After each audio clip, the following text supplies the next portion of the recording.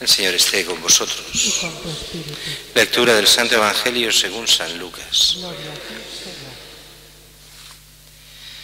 En aquel tiempo dijo Jesús a sus discípulos: a vosotros los que me escucháis os digo, amad a vuestros enemigos, haced el bien a los que os odian, bendecid a los que os maldicen, orad por los que os calumnian. Al que te pegue en una mejilla, preséntale la otra; al que te quite la capa, no le impidas que tome también la túnica. A quien te pide, dale; al que se lleve lo tuyo, no se lo reclames. Tratad a los demás como queréis que ellos os traten. Pues si amáis a los que os aman, ¿qué mérito tenéis? También los pecadores aman a los que los aman. Y si hacéis bien tan solo a los que hacen el bien, a los que os hacen el bien, ¿qué mérito tenéis? También los pecadores hacen lo mismo. Y si prestáis a aquellos de los que esperáis cobrar, ¿qué mérito tenéis? También los pecadores prestan a otros pecadores con intención de cobrárselo. Por el contrario, amad a vuestros enemigos, haced el bien y prestad sin esperar nada. Será grande vuestra recompensa y seréis hijos del Altísimo, porque Él es bueno con los malvados y desagradecidos. Sed misericordiosos como vuestro Padre es misericordioso, no juzguéis y no seréis juzgados. No condenéis y no seréis condenados, perdonad y seréis perdonados. Dad y se os dará, os verterán una medida generosa, colmada, remecida, rebosante, pues con la medida con que midiereis se os medirá a vosotros. Palabra del Señor. Gloria a ti, Señor Jesús.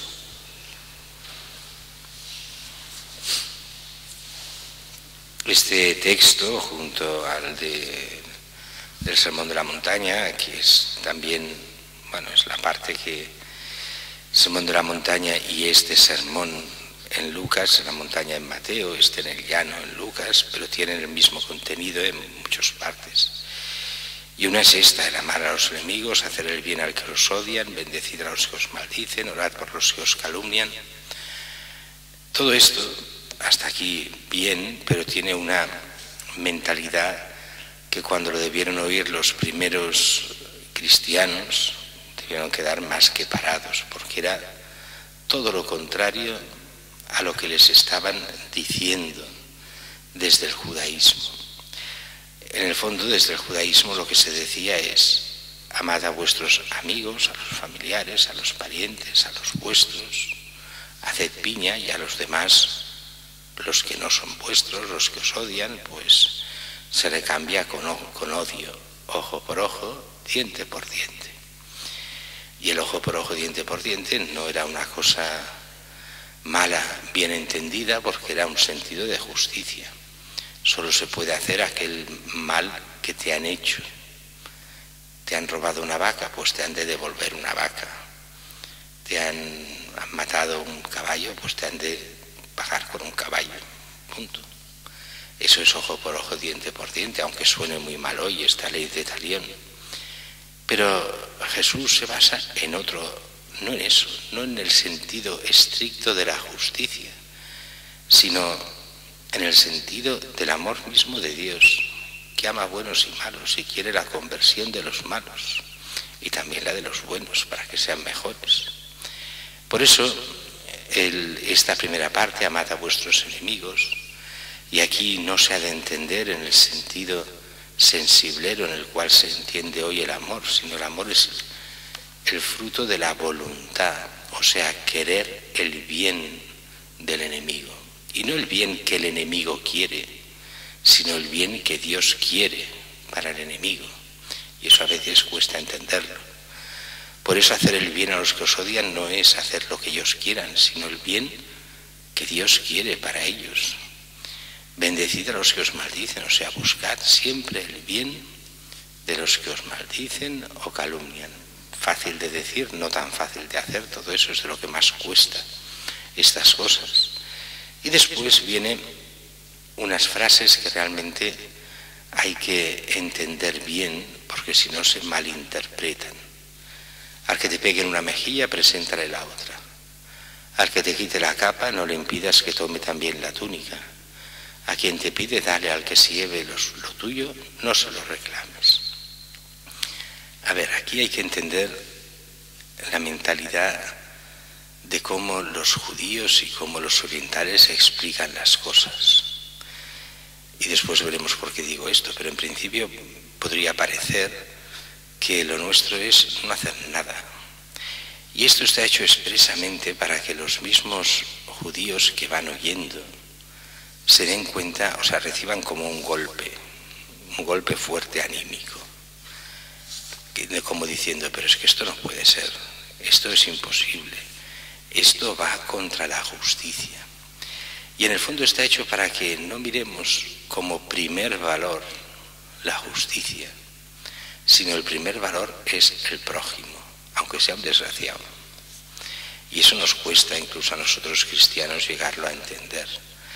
Pero lo que no quiere decir es que, bueno, que te roben lo que quieran, cuando quieran y como quieran, que es lo que parecería aquí. Y esto lo explica muy bien el Concilio Vaticano II cuando dice que Jesús enseña de dos formas. Enseña con las palabras y enseña con los hechos. Pues bien, ¿qué hace Jesús cuando le dan una bofetada? Que dice que te peguen una mejilla, preséntale la otra. Y bueno, aquí claro, aquí viene lo del chiste, es fácil, ¿no? De la película famosa, en la cual a un cristiano le dan una bofetada, presenta la otra mejilla, le dan la segunda bofetada y dice el Evangelio no dice más, y se lían a tortas uno con otro. Porque es no entender nada del texto.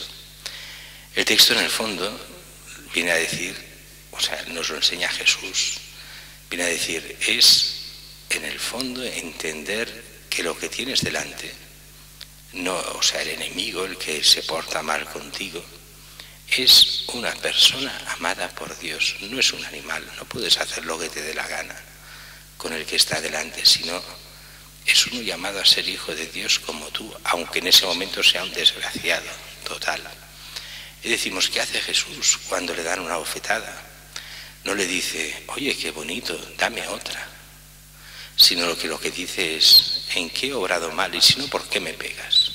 Fijaos que no devuelve la bofetada, pero es una actitud totalmente diferente de lo que era el Antiguo Testamento. El Antiguo Testamento es, me has dado una bofetada, te devuelvo un puñetazo. Aquí no. ¿Por qué me pegas si he hecho algo mal? Y después Jesús, pero eso ya porque es toda su pasión y muerte, se dejará robar y le robarán los vestidos y todo esto que pone aquí, la túnica y todo.